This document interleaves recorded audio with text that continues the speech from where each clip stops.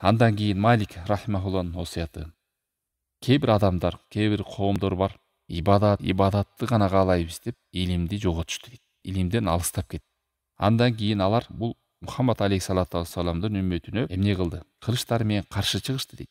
Эгерде булар илимди талап кылганда, илим мындай бир надандыктан, ушундай зулумдуктан, туура эмес жолдорунан тосмок эле дейт. Бул сөз менен баягы эле хавариштер, канча деген адамдар ошентип чекеси кара болгончо Куранды окушат, ибадат кылышат, бирок илимден алыстап кеткендиктен алар бир жаңы бир бидаттын үстүнөн чыгышат, Алла сактасын. Же бир түштөрүнүн негизинде шарият кылып чыгат, же болбосо жанагынтип радикал топторго кирип курал болушат. Канча деген адамдар ибадат деп илимден алыстап, ошонун аягына барып харижиттерден болушту дейт. Адамдардын канын төккөнгө чейин барышты, каршы чыгышты, хавариштерден болуп кетти. Эгерде илим алганда ушундай туура эмес кадамдарынан тосмок эле дейт.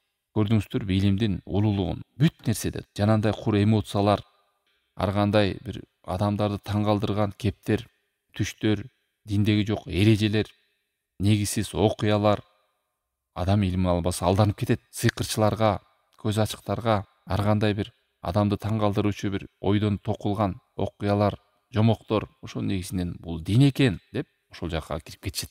Бул тарыхта мына кайталанып келаткан нерселер. Кээ бирлер курал болуп кетет. Бир саясий партиялардын же болбосо бир кызыкчылыкты көздөгөн жамааттардын же топтордун арасында. Ошон үчүн илим бул нур. Илим менен гана ак менен караны, жакшылык менен жамандыкты, адашуу менен чындыкты айырмалай аласыз.